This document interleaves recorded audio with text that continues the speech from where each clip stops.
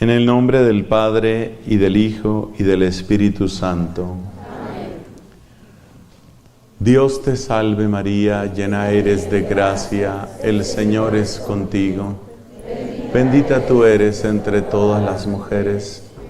Bendito es el fruto de tu vientre, Jesús. Santa María, Madre de Dios, ruega por nosotros pecadores, ahora y en la hora de nuestra muerte. Amén. En el nombre del Padre, y del Hijo, y del Espíritu Santo. Amén. Amados hermanos, siéntense por favor. Le cuento que hace años he hecho esta pregunta a distintas personas. ¿Es más fácil perdonar algo grande o algo pequeño? La mayor parte de la gente dice que es más fácil perdonar cosas pequeñas. ¿Es más fácil perdonar algo a una persona importante o a una persona, llamémosla, común y corriente, normal? Casi todo el mundo dice es más fácil perdonar a una persona común y corriente, normal.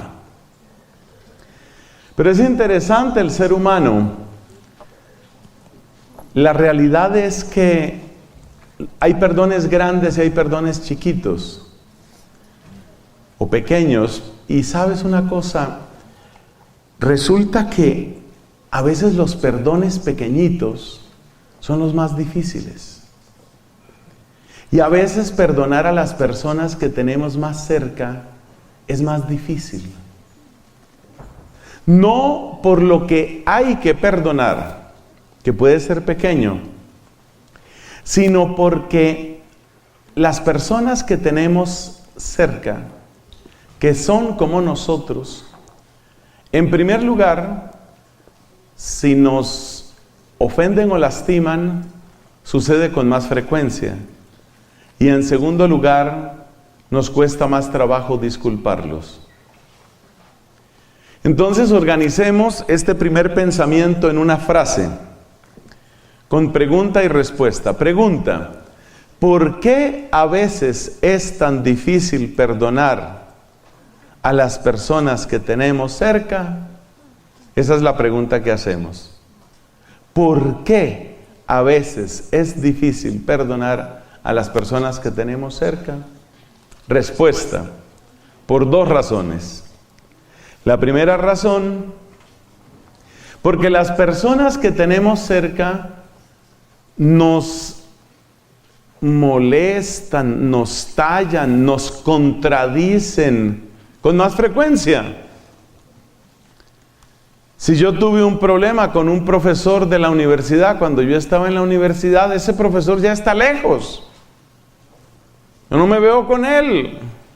Tal vez era una persona muy importante, pero no es una persona que yo esté viendo con frecuencia. En cambio, mi hermanito, que pone la música muy alto en la casa y sabe que me fastidia, ese no lo hace una vez, ni dos veces, sino muchísimas veces. Entonces, ¿por qué es difícil perdonar a las personas que tenemos más cerca? Hay dos razones por las que es difícil. Primera, porque muchas de estas personas nos tallan, nos contradicen, nos incomodan con más frecuencia. Las tenemos ahí cerca. Entonces casi parece que lo hicieran a propósito. Él sabe que no me gusta eso y lo hace. Entonces se vuelve un poco más difícil. Segundo, porque las personas que tenemos lejos, y este es el caso que suele suceder cuando se trata de perdones grandes, las personas que tenemos lejos son personas que precisamente porque no son cercanas, nosotros desconocemos en muchos aspectos. Y es más difícil perdonar cuando está la gente cerca, porque no logramos encontrar una explicación. Una cosa que ayuda a perdonar es acudir a la ignorancia. Yo no sé por qué lo hizo, quién sabe, estaba viviendo un mal momento, tal vez es un trauma que traía de su familia. Es decir, nos podemos apoyar en esa clase de cosas. Pero cuando nosotros hablamos de la persona que tengo cerca, en mi familia, en mi vecindario, en mi grupo de oración, son personas que yo las conozco. Y precisamente porque siento que las conozco y las conozco muy bien, me cuesta mucho trabajo excusarlas. A veces es más fácil excusar al vecino del frente que al esposo que tienes al lado. Y a veces es más fácil excusar al que vive en otra ciudad que al vecino del frente. Y a veces es más fácil excusar al que vivió hace 100 años que al que vive contigo en esta época. Porque el excusar, que es una manera de entrar en el camino del perdón, es más difícil cuando la persona es cercana a ti. Entonces, el perdón se vuelve difícil a veces para las personas que tenemos cerca. ¿Por qué motivos? Por dos motivos. Porque las ofensas, aunque sean pequeñas, son más frecuentes. Y segundo, porque nos cuesta más trabajo excusar esas ofensas. Y nos cuesta más trabajo excusarlas porque conocemos bastante bien a la persona. ¿Por qué si él sabe que me molesta esto, vuelve y lo hace? Una consecuencia que trae esta dificultad para perdonar a las personas que tenemos cerca es que empezamos a acumular. Y a veces eso que acumulamos va creando distancia, incluso va creando distancia entre las mismas familias. Hay un caso que se está presentando, tal vez se ha presentado siempre, y es que hay personas que tienen más confianza fuera de casa que con los de casa. Es decir, que con sus amigos la persona es más cercana, tiene más confianza, en cambio con sus hermanos, con su familia, menos. A veces se llegan a presentar como grandes barreras, grandes barreras, gran distancia con las personas que tenemos muy cerca. Hay personas que tienen una gran confianza con aquellos con los que chatean todo el día. Y en cambio, el papá, la mamá, los hermanos son prácticamente distantes, son gente lejana. ¿Qué demuestra esto? Esto demuestra que con mucha frecuencia se crea una distancia con las personas que tenemos cerca. Se da la contradicción de que estamos más cerca de los que están lejos y estamos más lejos de los que están cerca. Esto pasa en las familias, pero esto sucede también, queridos hermanos, esto pasa también en el caso de nuestros grupos de oración. Y por eso necesitamos aprender el camino del perdón. A veces el perdón es difícil por el daño tan grande, por la magnitud del daño que nos han causado. Una persona que me hizo una estafa, que me dijo una mentira grave, que quiso abusar o abusó de mí, es una persona que me ha hecho un daño muy grave. Ahí la dificultad para perdonar está en el tamaño del daño.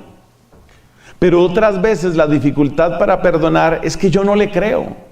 Es que yo no creo que realmente sea sincero. Es que yo no creo que realmente vaya a cambiar. Es que yo no creo que haya aprendido la lección. Es que yo no creo que realmente se haya convertido. Entonces es difícil perdonar. Y este tipo de dificultad es la que encontramos con las personas que tenemos más cerca. Y esas son las personas con las que a veces tenemos mayor desconfianza y con las que en últimas tenemos gran distancia. Repito, a veces estamos más cerca de los que están lejos y estamos más lejos de los que están cerca. Eso pasa en la familia, eso pasa en el grupo de oración, eso pasa en nuestra comunidad. Hay una frase con la que nos han saludado en este hermoso retiro. Esa frase está en unas carteleras, ahí por ejemplo la puedes leer, la alcanzo a ver desde aquí. Si hay unión, hay unción.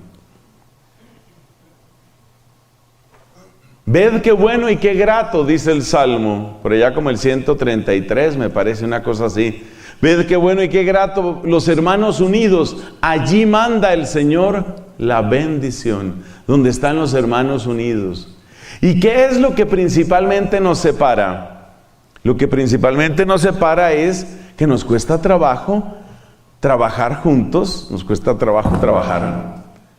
Es difícil trabajar juntos porque a veces tenemos esos distanciamientos, lo mismo que pasa en la familia. Es que hasta cierto punto nuestras comunidades de oración son como familia, como una familia espiritual. Entonces se van creando esas distancias. Como que a veces no quiero trabajar con esa persona. Como que sí, está bien, pero ella allá y yo acá. Mejor ella así, unos cuantos metros, que trabaje en otra cosa. Mira, le puedes decir a tal persona, no, yo preferiría más bien no. Mejor no. Entonces, empezamos a agrietar y empezamos a debilitar la unión. Y si se pierde la unión, se pierde la unción. Se pierde la unión, quiere decir que se pierde la unción. De nuevo, hay que destacar el paralelo que esto tiene con la vida de familia. ¿Qué sucede cuando una persona te ha fallado? Por ejemplo, en un estallido de rabia, dijo una cantidad de groserías, fue escandaloso, hizo una escena ridícula, es un pésimo ejemplo para los hijos. Pero bueno, este señor, después de que ya pasó toda esa crisis, entonces él pide disculpas. Mira, discúlpame, mi temperamento es un poco fuerte, yo estaba muy estresado esos días, sé que hice mal, discúlpame. Bueno, está bien, realmente sí me sentí muy mal, pero claro que te disculpo, no hay problema, seguimos adelante. Esa fue la primera vez, pero después de unos meses, otra vez otro estallido de rabia, o después de unos meses, otro intento de infidelidad, o después de unos meses, otra vez con el tema de la pornografía, o después de unos meses, otra vez diciendo mentiras o escondiendo dinero. Entonces, cuando las cosas se empiezan a repetir, llega el momento en el que no nos creemos el perdón. No es que sea demasiado grave lo que está sucediendo, tal vez no es ni tan grave, sino que precisamente porque es tan repetido y porque nos cuesta trabajo excusarlo, entonces el perdón se vuelve difícil. Y cuando se vuelve difícil se van creando unos muros de hielo. Esos muros de hielo suceden en la familia, esos muros de hielo se presentan también en nuestros grupos. Llega el momento en el que confiamos poco en el cambio de la otra persona. Y eso nos va distanciando, eso va agrietando la unión. Y cuando se pierde la unión, se pierde la... Bueno, yo creo que ahí queda más o menos claro el tema. Cristo nos dice en el Evangelio, nos dice una frase muy clara. Pedro le preguntó a Jesús, donde se ve que era una comunidad de seres humanos: ¿cuántas veces tengo que perdonar a mi hermano? ¿Tengo que perdonarlo 7 veces? Ya 7 le parecía mucho a Pedro. ¿Por qué dice él 7 veces? Porque se ve que estamos ante el caso que estamos describiendo aquí. Es decir, la persona que falla, seguramente se disculpa. Y después de que se disculpa, falla. Y después de que falla, se disculpa. Y después de que se disculpa, falla. Y después de que falla, se disculpa. Mira, ¿sabes una cosa? Estás muy aburrido. Porque ya tú te disculpas, pero vuelves y haces lo mismo. Entonces, total, ¿para qué? Entonces ya no te creo. Así estaba Pedro. Y Pedro fue donde Jesús y le dijo: ¿Cuántas veces tengo que perdonar a mi hermano? ¿Hasta 7 veces? Seguro que ya iban 6:30. ¿Cuántas veces tengo que perdonar a mi hermano? ¿Hasta 7 veces? Jesús le aumentó un poquito la cifra, ¿cierto? ¿Recuerdas lo que le dijo Jesús? Entonces Pedro llevaba las cuentas, van 6. Me queda una y no le perdono más. Ya no me voy a aguantar más esto, no me aguanto más. Jesús le dijo 70 veces 7, eso da 490, si vamos a seguir esa aritmética sencilla. 490 quiere decir que todavía me faltan 484. Dijo Pedro. ¿Esto qué nos demuestra? Esto nos demuestra que la comunidad de los apóstoles era una comunidad perfecta o imperfecta. Era una comunidad imperfecta. Era una comunidad donde había tensiones, donde había dificultades, donde la gente se lastimaba la una a la otra. Como nosotros. Acuérdate que de visita todos somos maravillosos. Pero después de unos días ya la cosa es complicada. Yo estuve viviendo en Irlanda unos años porque la comunidad me envió para que hiciera el doctorado de teología. Y estando allá, pues tuve buenos amigos entre la comunidad hispana. Había un buen número de mexicanos y aprendí algunas palabras que son comunes en México, pero que no aparecen en otros países. Por ejemplo, una palabra que entiendo que no es español, sino una lengua indígena, es la palabra escuincle. El escuincle. Yo al principio pensé que un escuincle era como un animalito. Y resulta que no, un escuincle es como un niño, ¿no? Son los niños. Eso debe venir de alguna lengua indígena. También aprendí que los mexicanos son el país más piadoso del mundo, porque cualquier cosa que sucede, órale, órale, órale. Entonces, son muy piadosos los mexicanos. También aprendí que México es el único país del mundo donde miden el tiempo con un animalito. Un animalito. Ni siquiera muchos mexicanos saben que miden el tiempo con un animal. Efectivamente, un mexicano le dice al otro, bueno, te veo al ratón.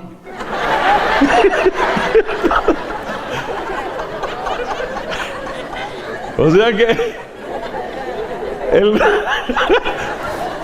el ratón es una medida de tiempo.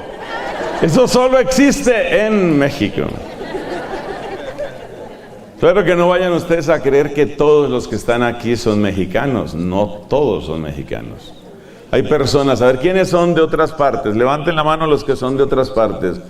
Oye, pero sí son poquitos.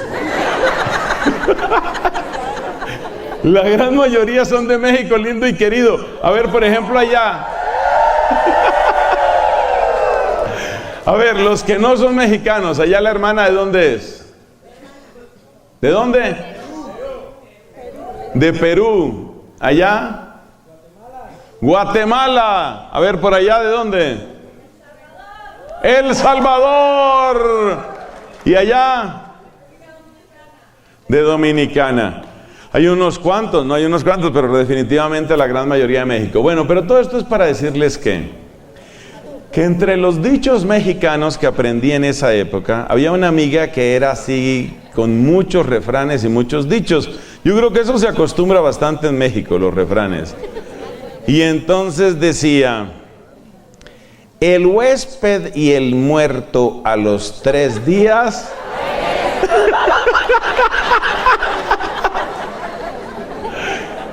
¿Qué quiere decir eso? Que en visita, bien, está bien, se recibe la gente.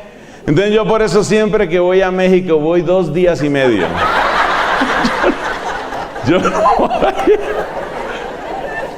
Yo no voy a esperar a que me digan, Padre, ya pasaron los 3 días, Padre.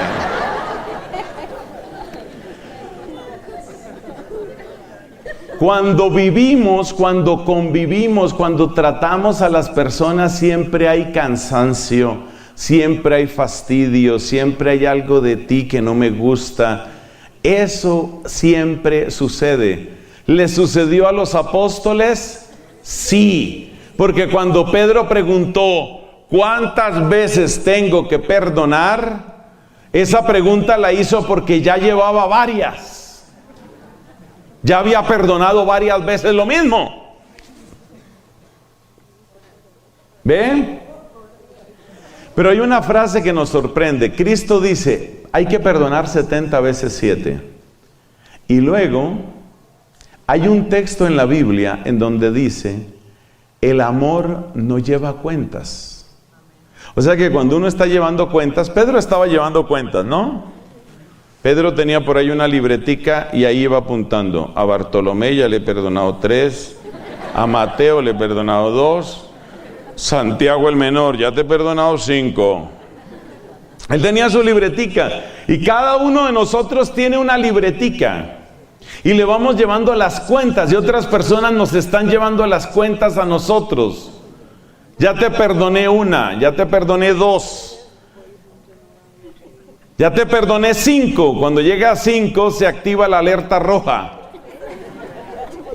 3 y 4 es alerta naranja. Cuando llegas a 5 es alerta roja. Cuando llegas a 6, rojísimo. Cuando llegas a 7, stop. No más. Eso era lo que pensaba Pedro. Pero Cristo le dice 70 veces 7. Que claramente no significa simplemente 490, sino significa muchísimas, incontables veces. Incontables veces. No es para que ahora usted diga, bueno, ya a mi esposa ya le he perdonado 442. Y vas llevando cuentas.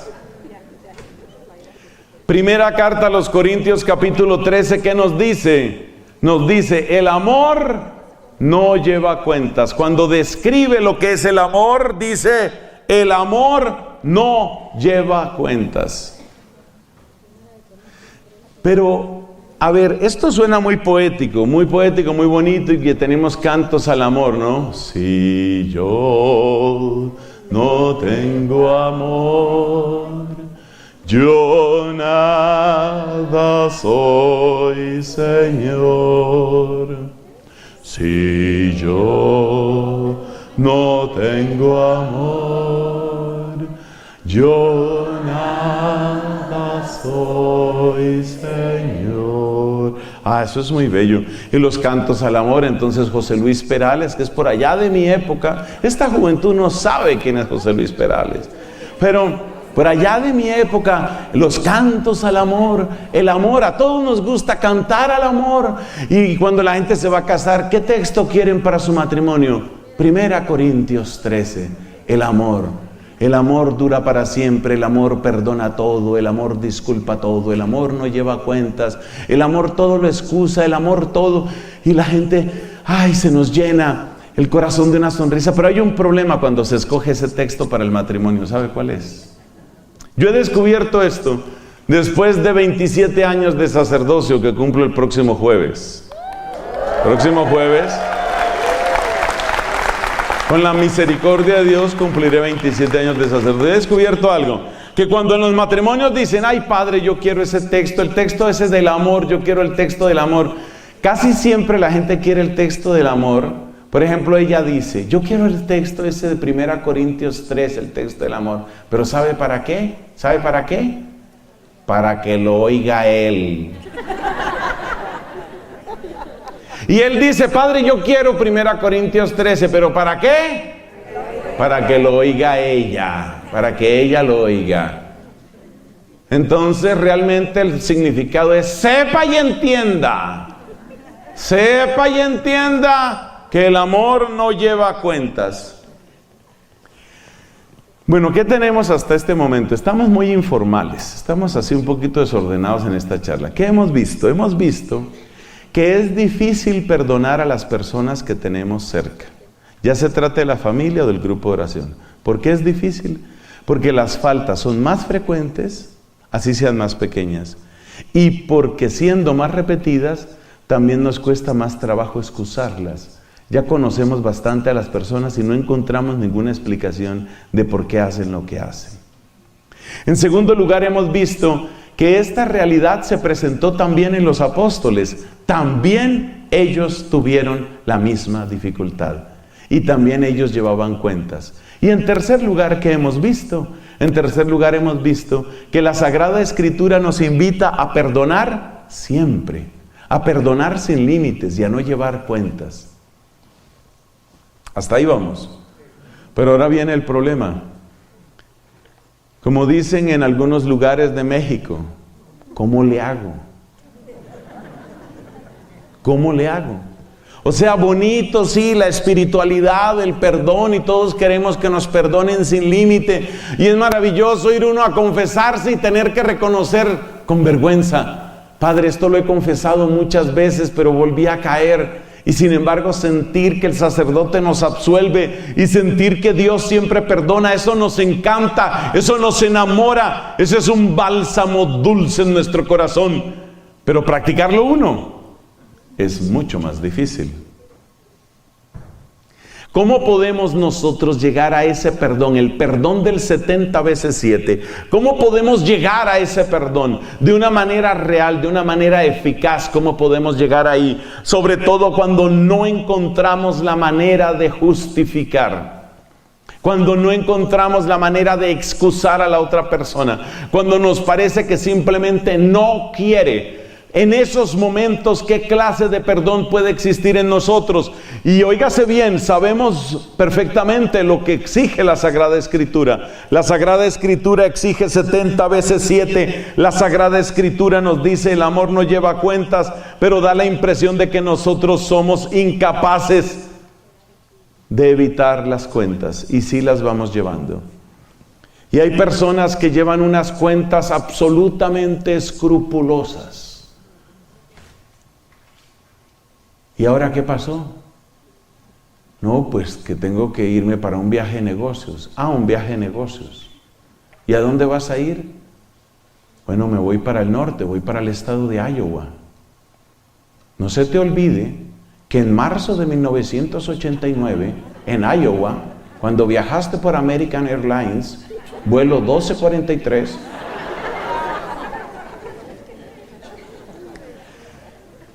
entonces es difícil para nosotros. ¿Qué pasos podemos seguir? Esta es una de esas realidades en las que se junta lo espiritual y nuestra humanidad. Por un lado, todos entendemos la necesidad del perdón, pero por otro lado, nuestra carne, nuestra humanidad se resiste. Es bueno entender de dónde surge esta resistencia. La resistencia surge principalmente de dos cosas: de pensar, si yo sigo perdonando, me la siguen haciendo. O sea, soy un tonto o soy una tonta. Esa es la primera. Y la segunda razón por la que nos cuesta perdonar es porque sentimos: esto no va a mejorar, él no va a cambiar o ella no va a cambiar. O sea, yo soy un tonto y él no cambia, no me gusta. Una vez que uno comprende de dónde surge la dificultad para el perdón en la vida comunitaria, porque más o menos lo mismo sucede también en las comunidades religiosas. Yo sé que ustedes ven a las hermanitas y ustedes admiran a las hermanitas y dicen: tan bonitas las hermanitas, qué hermanas tan especiales, cómo se quieren, cómo se entienden. Y sí, es verdad, seguramente se entienden muy bien, pero a veces ellas también tienen sus dificultades como seres humanos que son. Por ejemplo, yo estuve visitando un monasterio en España, y es de esos monasterios de antes que tenían su propio cementerio. Como persona curiosa que siempre he sido, yo quise visitar el cementerio de las hermanas. Ahí tenían, por supuesto, las lápidas, fecha de nacimiento, su profesión religiosa, la fecha de muerte, y a veces ponían algunas frasecitas, casi siempre versículos de la Biblia, ¿no? Qué alegría cuando me dijeron, vamos a la casa del Señor, era una de las frases que ponían ahí, ¿no? Dando ese símbolo o ese signo de la esperanza cristiana. Pero había una lápida que decía, aquí yace Sor Tremebunda, se llamaba así. Claro, el nombre es inventado, no voy a decir el nombre de verdad. Aquí yace Sor Tremebunda. Tremebunda descansó en paz el 15 de diciembre de 1984 y descansó la comunidad. O sea que también en la vida comunitaria, ¿cierto? También a veces es difícil. ¿Y por qué es difícil? Hemos encontrado la razón. La razón es porque no me gusta sentirme tonto y porque no me gusta que las cosas no mejoren. Esas son las dos razones por las que a uno le cuesta trabajo perdonar repetidamente. Si una persona me hizo un daño en el pasado y esa persona incluso ya se murió o está lejos, aunque sea grande el daño, con una oración profunda, en un momento muy especial, seguramente yo puedo soltar ese sentimiento, entre otras cosas porque me doy cuenta que no tiene ningún propósito, no sirve para nada que yo siga sufriendo por eso que quedó en el pasado. Por eso hay muchos, no solo sacerdotes, misioneros, sino también psicólogos, que le enseñan a uno, mire, no tiene sentido que usted siga con ese odio, no tiene sentido, mire, ya usted se está haciendo daño usted mismo, eso ya no le sirve a usted para nada. Que algo que le hizo su papá, que una decepción que usted tuvo con un novio, con una novia, mire, ya eso quedó en el pasado, ya se está haciendo daño a usted, no tiene sentido. Esas cosas pueden ser difíciles de perdonar por el tamaño del daño, pero como ya eso quedó en el pasado, finalmente perdonar equivale a soltar. Es algo así como soltar, ya no más eso. En cambio, aquí estamos hablando de ese otro perdón cotidiano. Estamos hablando del perdón en la convivencia. Estamos hablando del perdón que es más difícil porque es repetido y porque es difícil de justificar. Y de ahí surge la dificultad para el perdón en la convivencia. Ya se trate de una comunidad religiosa, ya se trate de un grupo de oración, ya se trate de una familia.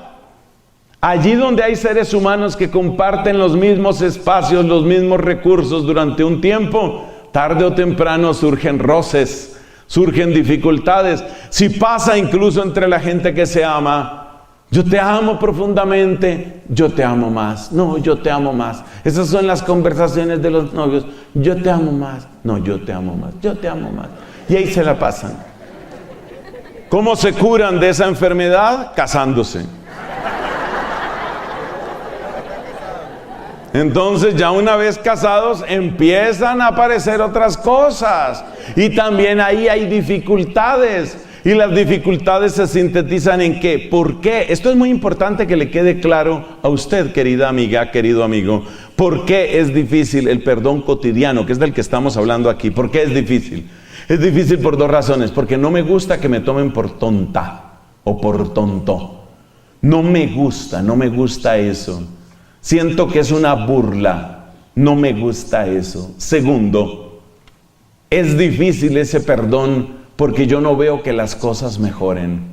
Y si no veo que las cosas mejoren, entonces no le veo sentido a ese perdonar. Bueno, con la ayuda de Dios hemos podido identificar las dificultades. Si hemos podido identificar las dificultades, eso da esperanza.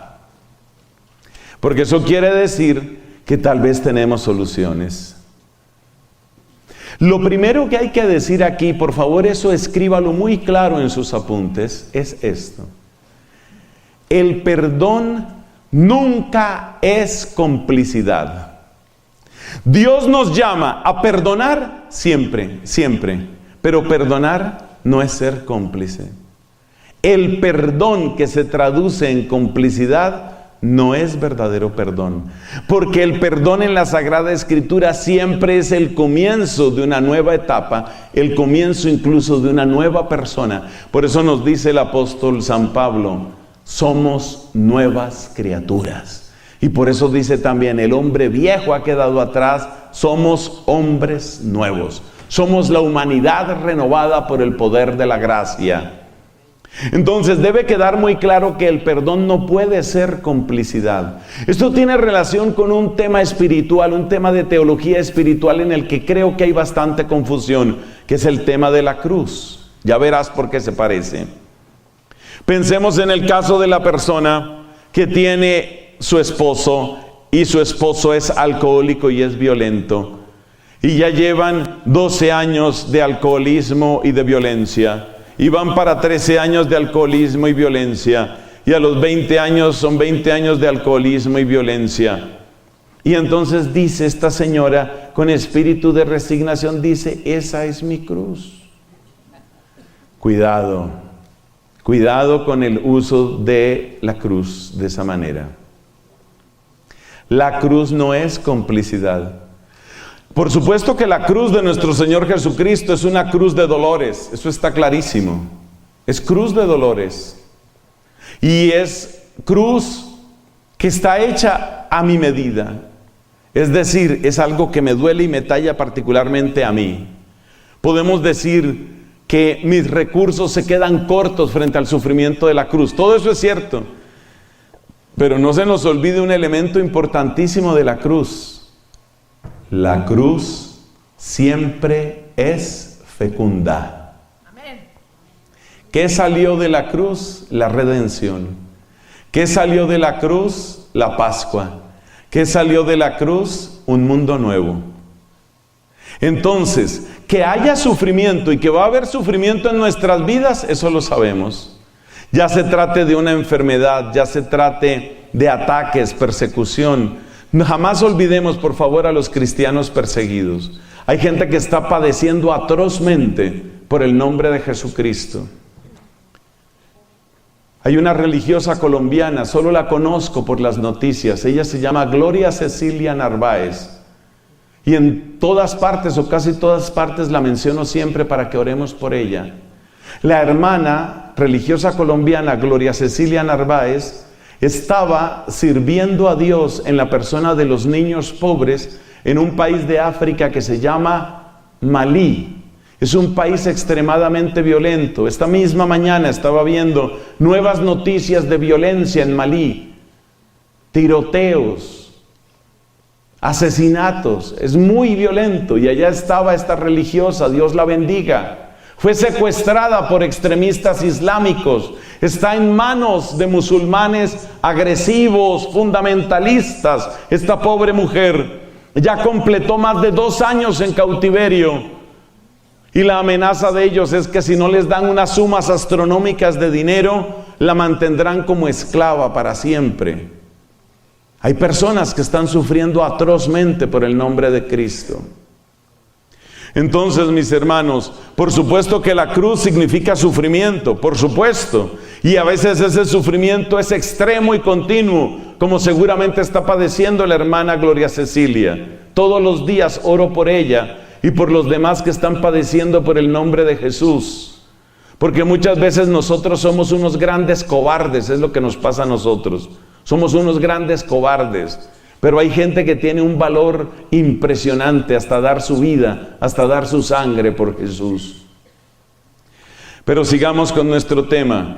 La cruz es sufrimiento, pero es sufrimiento fecundo. Escriba eso, por favor, que le conviene. La cruz es sufrimiento, pero sufrimiento fecundo. Sufrir por sufrir, sufrir en esterilidad, sufrir sin propósito, sufrir porque hay que sufrir. Sufrir sin parar y sin propósito, eso no es cristiano. Tampoco es cristiano lo que vende mucha secta protestante. Hay una que se llama precisamente "pare de sufrir". Pero como decía un predicador, la vida cristiana no es pare de sufrir, pero tampoco es sufra sin parar. Lo cual quiere decir que el sufrimiento tiene una fecundidad. Y la cruz cristiana siempre tiene una fecundidad. La persona enferma. Hay otra religiosa, pues me perdonan que mis ejemplos son de mi país, que es lo que conozco un poco más.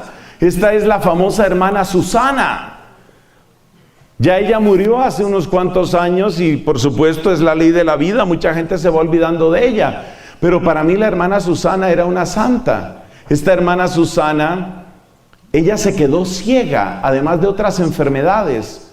Pero en medio de su ceguera ella se dio cuenta que podía comunicarse con otras personas con la ayuda de secretarios o secretarias.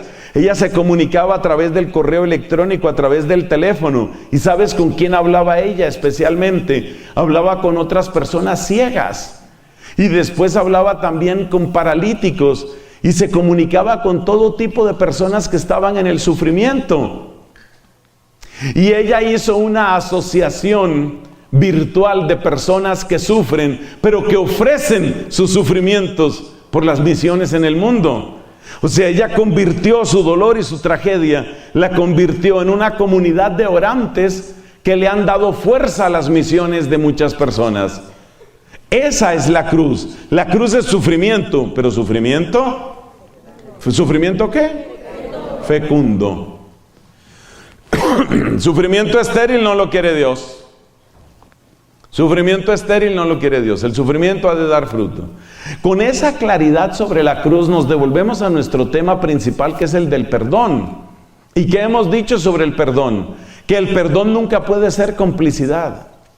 Si el perdón simplemente significa que se siga repitiendo el mismo pecado, la misma falta, eso no lo quiere Dios.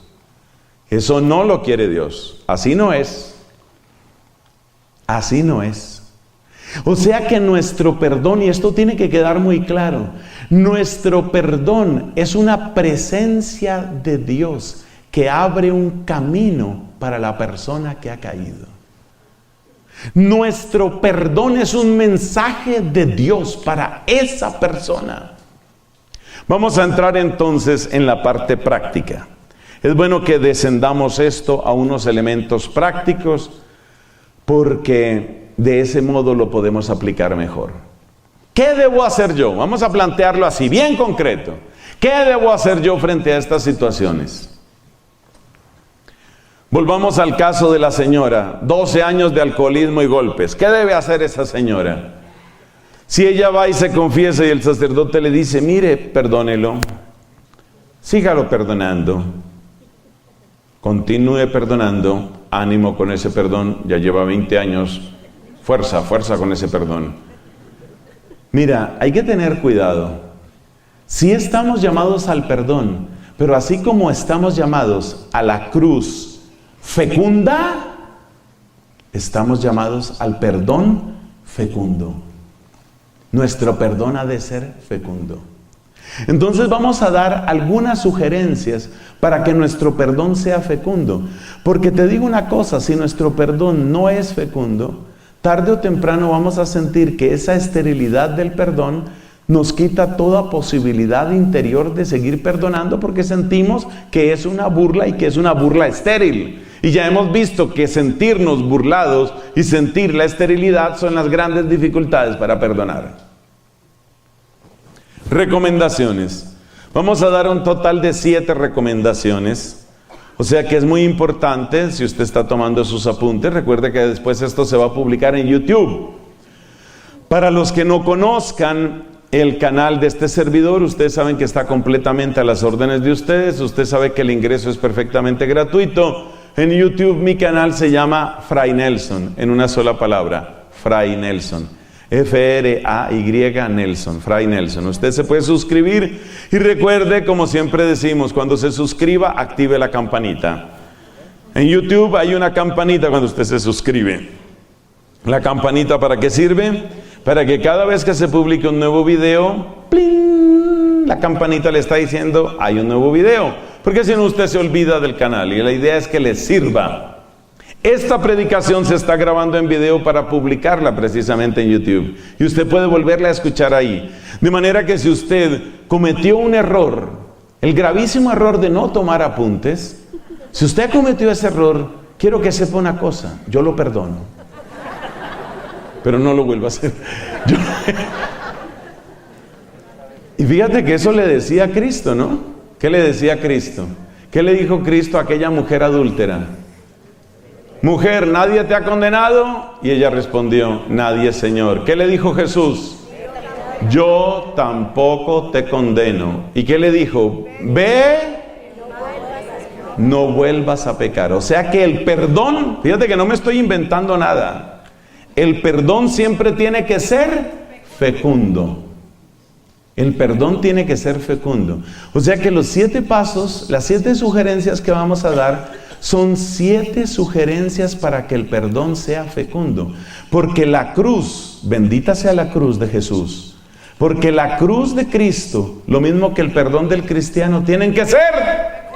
¿Tienen que ser qué? Porque Dios no ama la esterilidad. La esterilidad no la ama Dios. Dios quiere que seamos fecundos. Dice Él, los ha destinado mi Padre, eso está en Juan capítulo 15, para que vayan y den fruto. O sea que es parte de la vida cristiana dar fruto. Bueno, y la religiosa que no se casa y que no da fruto porque entonces no tiene hijos, el sacerdote que no tiene hijos, el religioso que no tiene hijos. Hermanito, es que hay muchas maneras de ser fecundo. Tener un hogar bello, santo, unos hijos bien educados, unos hijos que son buenos ciudadanos y sobre todo son ciudadanos del reino. Eso está muy bien. Esa es fecundidad de los padres de familia, pero no es la única fecundidad. El sacerdote que vive a fondo su vocación, la religiosa que propaga el evangelio, el monje que ofrece su silencio, su ayuno, su penitencia por la conversión del mundo, son fecundos también. Entonces lo que vamos a ofrecer son 7 sugerencias para que nuestro perdón sea fecundo. ¿Y eso quién se lo inventa? ¿Se lo inventa Nelson? Dios me libre. Una cosa que yo no quiero ser es inventor. Yo no quiero inventarme. Yo quiero que Dios me conceda transmitir el evangelio, pero según el modelo de Cristo. Y el modelo de Cristo, el modelo de San Pablo, es el que aparece en la primera carta a los Corintios. Yo les transmití lo mismo que yo recibí. Ese es el modelo nuestro. Entonces, sugerencias. Sugerencia número 1. La sugerencia número 1 consiste en lo siguiente. Yo debo empezar por mí mismo. ¿De dónde sale eso? Del Evangelio. ¿Dónde lo dijo Cristo? ¿Cómo es que te fijas en la paja del ojo de tu hermano y no te quitas la viga en tu propio ojo? Entonces, antes de cualquier intervención en la vida de mi hermano, para decirle, permíteme te retiro esa pajita del ojo, primero quites el pedazote de madera que usted tiene en su propio ojo, nos dice Cristo. Además hay una cosa muy cierta, casi siempre lo que nos fastidia de las otras personas es lo mismo que tenemos dentro.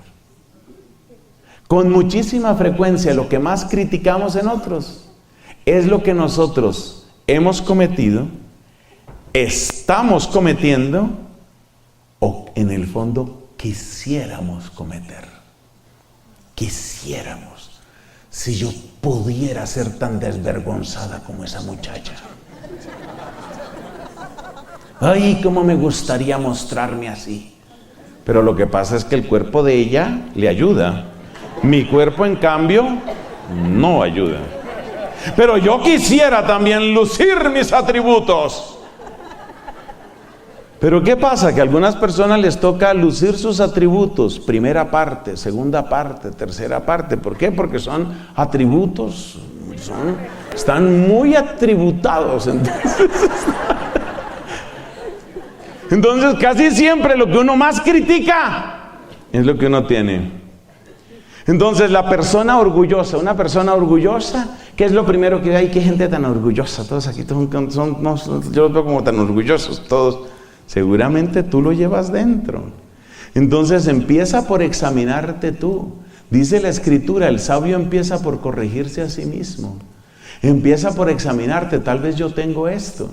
O tal vez yo no lo he cometido, pero me gustaría cometerlo, me gustaría. Si no tuviera tanto miedo, lo cometería. ¿Ve? Entonces, ahí está el pecado que acecha nuestra puerta. Como le dijo el Señor a Caín en el capítulo 4 del Génesis, el pecado está a la puerta.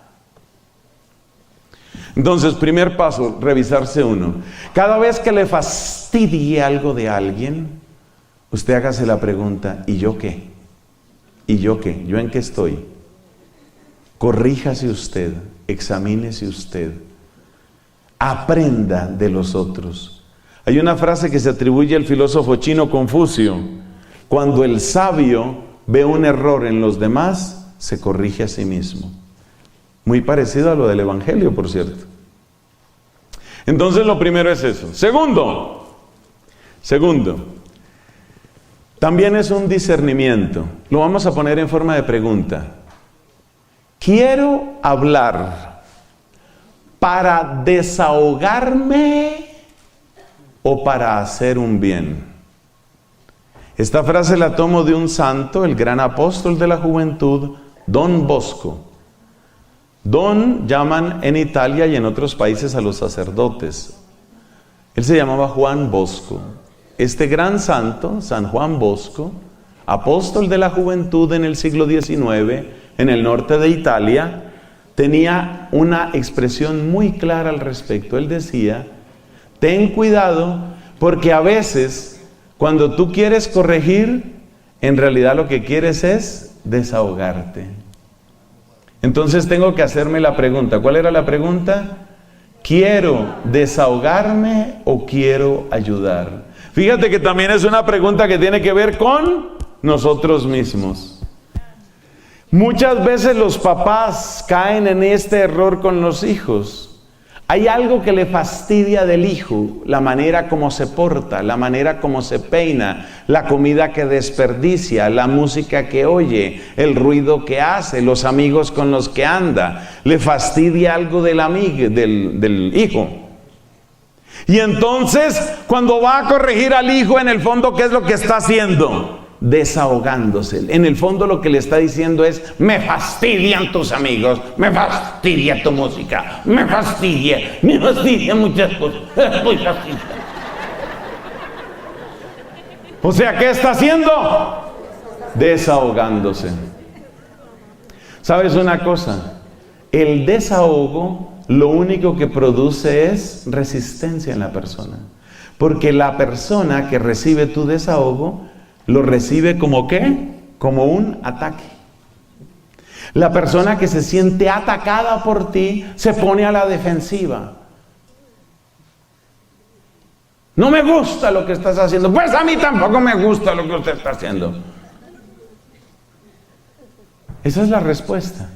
El desahogo produce resistencia y la resistencia trae esterilidad. Y como dicen en inglés, which defeats the purpose. Perdiste lo que querías hacer.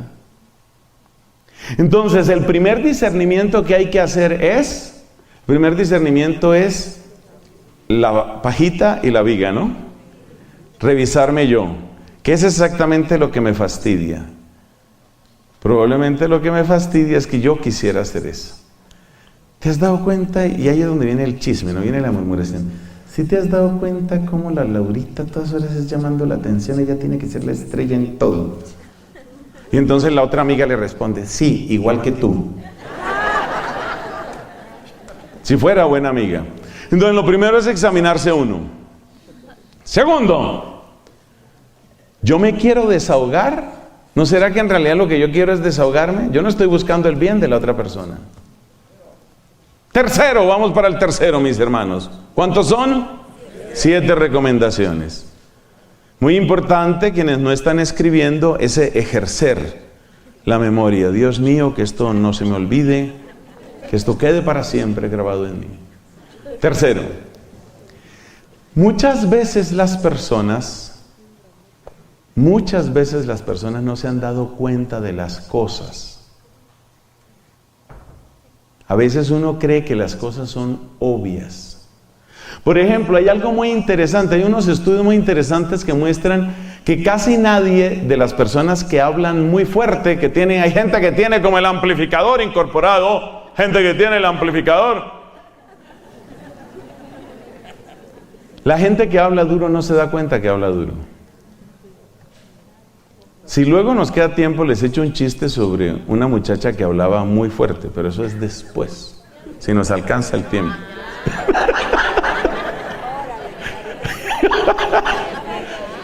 Hay que causar expectativa. Vamos a causar me recuerdan al final. Es un chiste muy bueno, no vamos a interrumpir ahorita, un chiste muy bueno sobre una muchacha que gritaba, pero ya le voy a explicar por qué gritaba. Al final, usted tiene que quedarse hasta el final de la charla. Ya no puede irse. Por ejemplo, mire, ya se fue, se va a perder.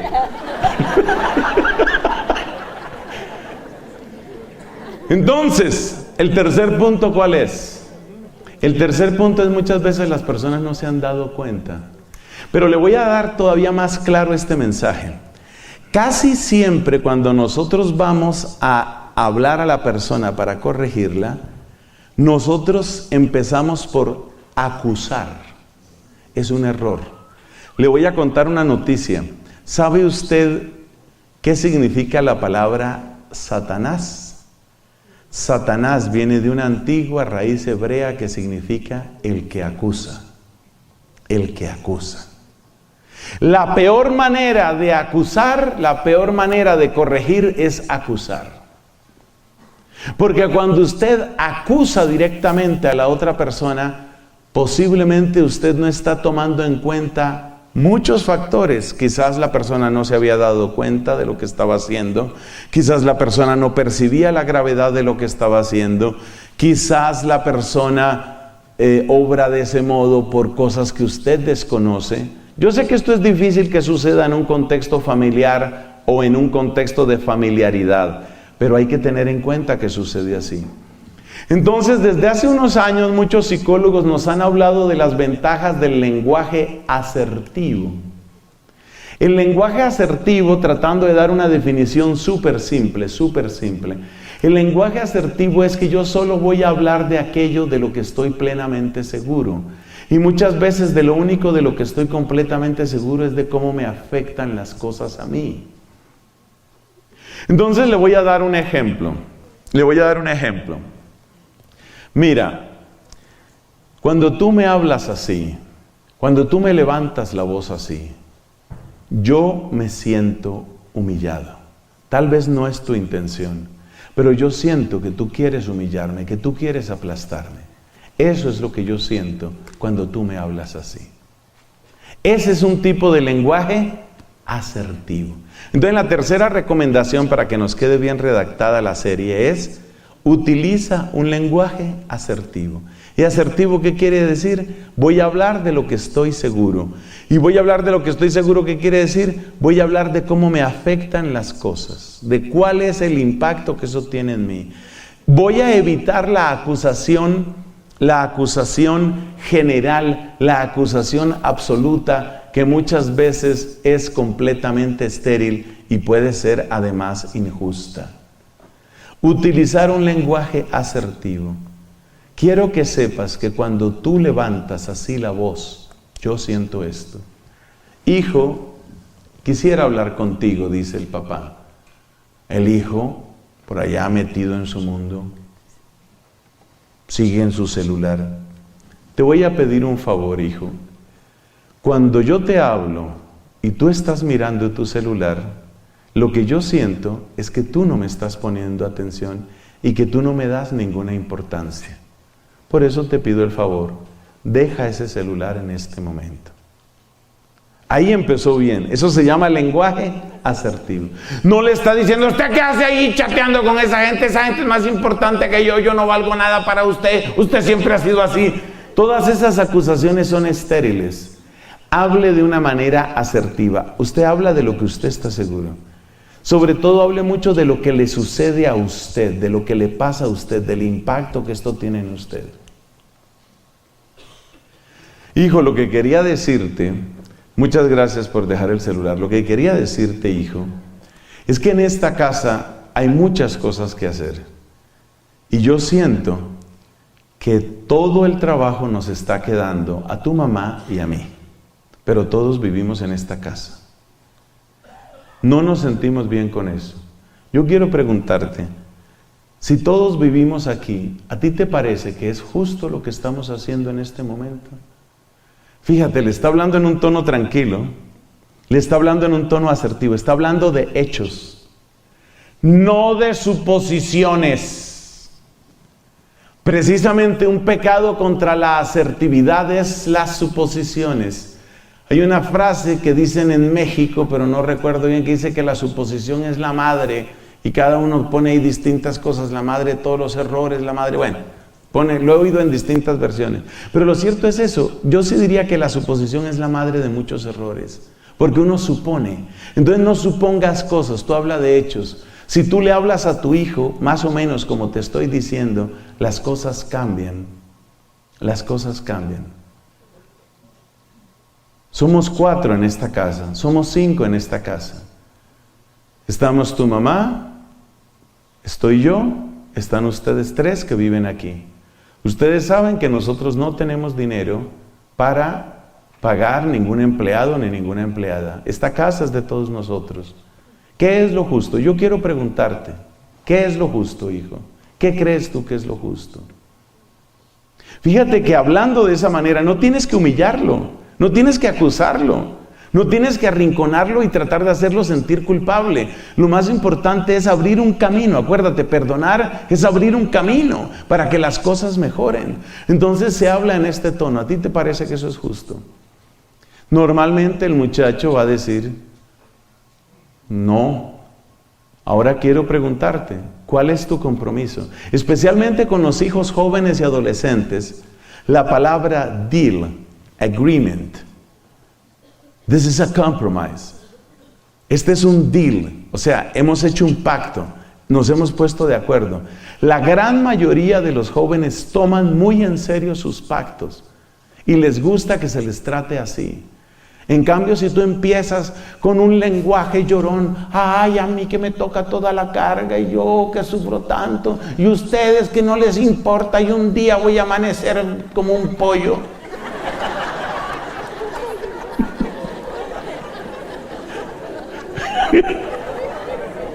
Y se acordarán de mí. Esas cosas no sirven. Lenguaje asertivo. Lenguaje asertivo. La gran victoria no es que la gente se sienta mal. La gran victoria es que las cosas mejoren, que las cosas queden bien. Esa frase va unida a la asertividad. La gran victoria no es que las cosas, ¿cómo es? Que la gente se sienta mal, sino que las cosas vayan bien. Entonces, si tú hablas así con tu hijo y le dices, bueno, ¿cuál va a ser tu compromiso? Entonces dice él, bueno, mi compromiso, papá, va a ser que de hoy en adelante yo subo la cortina de mi cuarto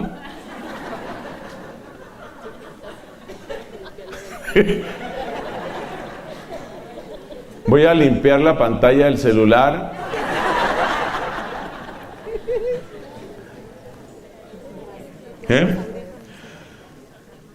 No, ese compromiso no es suficiente. O sea, tú ensucias ropa como todo ser humano.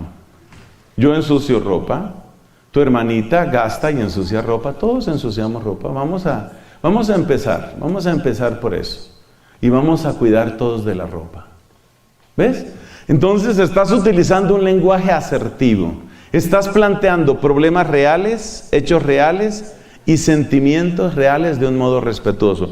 Esto suele producir mucho mejor resultado. Eso de tratar de culpabilizar a las personas, mire, yo tengo aquí un dolor de espalda terrible y este dolor de espalda me surgió por usted, y el dolor de rodilla por su hermanita, y el dolor del tobillo. Entonces hay mamás que llevan a los hijos en su cuerpo. Porque cada dolor es de un hijo.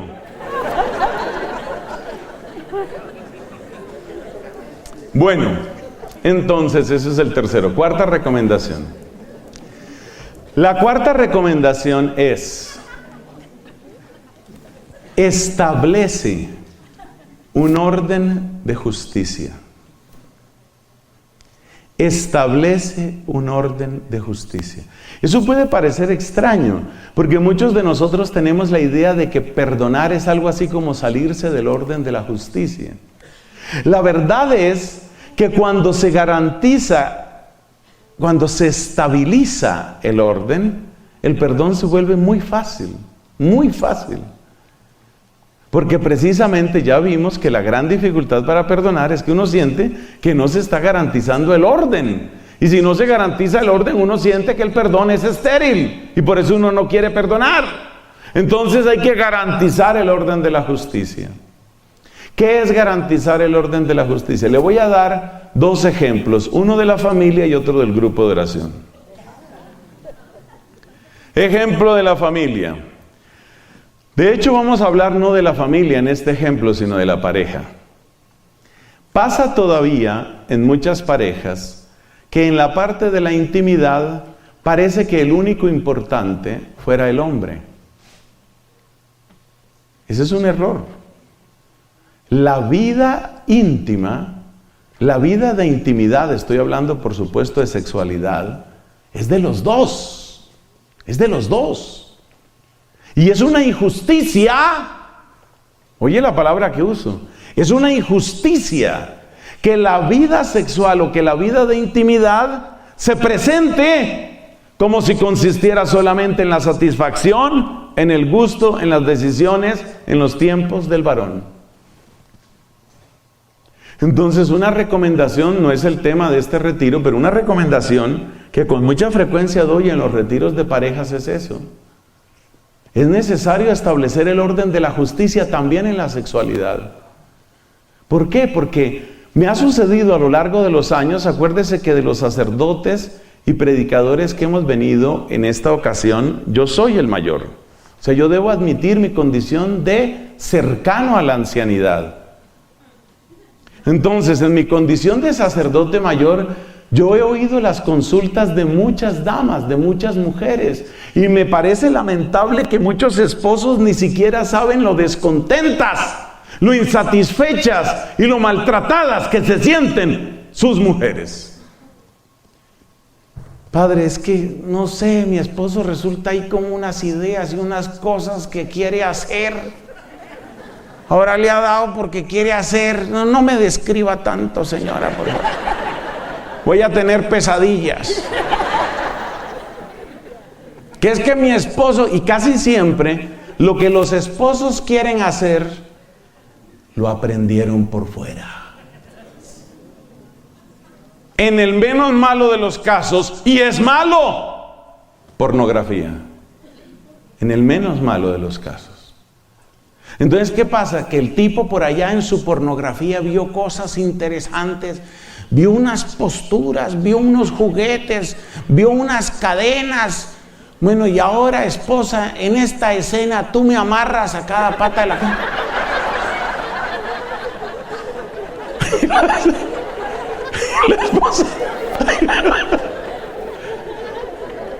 La esposa dice que ¿yo qué? Mira, yo traje ahí unas cadenas, estas las venden en la tienda, no sé qué, unas cadenas, son cadenas de plástico. ¿Para qué lo tengo que amarrar a usted? Si acaso lo tengo que amarrar el viernes por la noche para que deje de tomar con esos amigos con los que anda. Ahí sí tengo que amarrarlo. Entonces hay esposos que son muy creativos sexualmente, casi siempre por pornografía, por allá cosas que han visto, y luego quieren repetirlas con la mujer. En esta parte tú vas a dar brinquitos. Brinquitos, ¿cómo son esos brinquitos? No, tú saltas de aquí para allá. Claro, hay que tener en cuenta que la señora tiene un peso corporal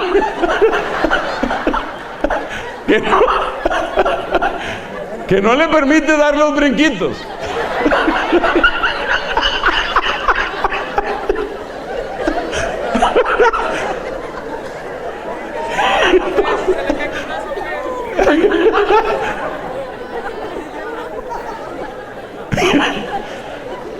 Entonces el orden de la justicia, ¿qué es? Yo sí les digo a las señoras, hable usted con su esposo y hable claramente y dígale: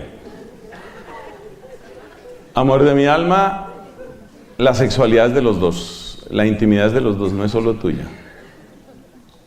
es de los dos, y yo no me siento bien.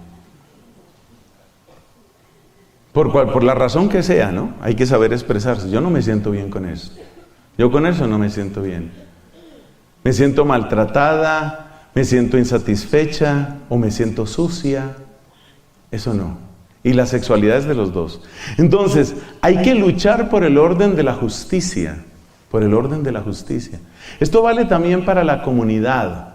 También en la comunidad es importante el orden de la justicia. Porque también se cometen injusticias en las comunidades. Cuando hay varias personas que pueden hacer algo, que pueden desempeñar algo y que tienen buena voluntad para hacerlo, pero siempre se escoge a los mismos, siempre a los mismos. Eso es una injusticia, eso va causando malestar en la comunidad. ¿Qué debe hacer usted? Hable en privado con la persona y le dice: mira, quiero comentarte algo, porque esto lo estamos sintiendo en el grupo. Date cuenta que hay más personas que pueden colaborar en tal ministerio y siempre les estamos pidiendo el favor a los mismos. Pero acuérdese que esto hay que hacerlo después de pasar los pasos 1, 2 y 3, porque estamos en el paso 4. Por eso usted primero tiene que revisarse, por eso primero tiene que ver si usted se está desahogando, porque posiblemente usted lo que está es desahogándose. ¿Y cuál era el tercer paso? ¿El tercero cuál era? El lenguaje asertivo. El lenguaje asertivo. Entonces usted verifique esos 3 primeros, solo para llegar al cuarto. Pero después de que usted ha hecho el curso y ya ha hecho esos 3 primeros pasos, pase entonces, llegue al cuarto y le dice a la persona: mira, a mí me parece que tenemos esta dificultad, esto es serio. Entonces, no sé si le voy a perdonar ese papelito a esta señora. Entonces, ¿el cuarto cuál es? El cuarto es: hay que luchar por el orden de la justicia. A veces se logrará y a veces no, pero hay que trabajar por el orden de la justicia. Quinto paso. No se nos olvide una cosa. Yo lo puse aquí en el número 5, pero en realidad debe estar desde el principio. ¿Sabe qué? Mi mamá, que fue siempre, ella tenía su carrera profesional, pero ella quiso por vocación dedicarse a ser esposa y madre. Y el lenguaje de ella siempre era así muy concreto, muy de las cosas de la casa. Ella era una mujer de mucha oración, especialmente en los últimos años de su vida. Y ella decía: a la gente hay que ponerla en remojo. Usted sabe cuando la ropa, especialmente cuando está percudida, se mete en remojo, ¿cierto? Para que le salga bien la mugre, ¿no? Entonces ella decía que antes de hablar con las personas y antes de cualquier paso, a la gente hay que ponerla en remojo. ¿Y eso cómo se hace? Hay que orar. Ora mucho. Antes de hablar con ese hijo, antes de hablar con el director del grupo, antes de hablar con tu esposa, hay que orar. Antes de hablar con la suegra, orar más. Mucho, ¿sí? Entonces, es necesario orar. Hay que orar. La oración es importante. Dice él: órale. Hay que orar. Hay que orar y hay que acompañar con oración todo lo que hacemos. Yo lo dije en el número 5. Tal vez lo he debido poner antes, claro que sí. Pero hay que orar, sobre todo antes de hablar con las personas. Señor, dame las palabras. Señor, que yo hable de la manera apropiada. Señor, que yo me haga entender. Señor, que la otra persona entienda lo que yo le quiero decir. Pero ese 5 yo lo pongo ahí. ¿Por qué lo puse de 5? Pues porque me gusta que primero uno se revise. Porque es que a veces uno ora, pero luego se le olvida que uno tiene que revisarse y que uno tiene que mirar si se está desahogando y uno tiene que usar lenguaje asertivo y uno tiene que buscar el orden de la justicia y el quinto es, hay que orar. En sexto lugar, conserva la memoria viva de todo lo que Dios ha hecho por ti, ha hecho por tu familia y ha hecho por tu comunidad. Cuando aprendemos a valorar lo que es nuestra familia, cuando aprendemos a valorar lo que Dios nos ha dado en una historia, en un recorrido, cuando aprendemos a valorar el camino que hemos recorrido y todo lo que Dios nos ha dado, el corazón se siente rebosante, el corazón se siente abundante. Ustedes se dieron cuenta en la Santa Misa que tuvimos esta mañana, yo utilizaba una palabra: Dios ha sido generoso con nosotros, muy generoso. Y cuando uno siente un Dios abundante, cuando usted siente la abundancia del amor de Dios, usted tiene mayor facilidad para hablar con la palabra justa, para perdonar, para entender. Entonces hay que conservar la memoria viva de lo que Dios ha hecho en mi vida, en mi pareja, en mi familia, en mi comunidad. Es muy grande lo que Dios ha hecho. Gracias, gloria a ti, Señor. Si tú vas con una mirada de abundancia, vas a lograr mucho más. En cambio, si tú vas con una mirada de escasez, vas a llegar exigiendo, vas a llegar reclamando y vas a llegar dañando a las personas. Se necesita esa mirada abundante, y esa mirada abundante proviene del recuerdo vivo de la generosidad que Dios ha tenido contigo. ¿Ese es el número qué? Y ahora vamos con el número 7. Recuerda, todo cambio en la persona humana requiere tiempo. Solo Dios puede hacer cambios, vamos a llamarlos instantáneos, como la famosa conversión de San Pablo. O sea, Dios lo puede hacer, pero de manera ordinaria los cambios en los seres humanos son procesos. Los cambios son procesos. Cuando entendemos que los cambios son procesos, entendemos que esto no va a mejorar de un momento a otro, sino que perdonar también es acompañar la nueva etapa. Me gusta esta definición de perdonar. Perdonar es iniciar y acompañar la nueva etapa de esa persona. Entonces, cuando tú digas, voy a perdonar a mi hija porque tal vez me maltrató, porque tal vez fue grosera, porque lo que sea, tú piensa, mi perdón es, yo voy a iniciar en el nombre de Cristo y voy a acompañar con la fuerza de Cristo esta nueva etapa en la vida de mi hija. Etapa, proceso, camino. Las cosas no son instantáneas.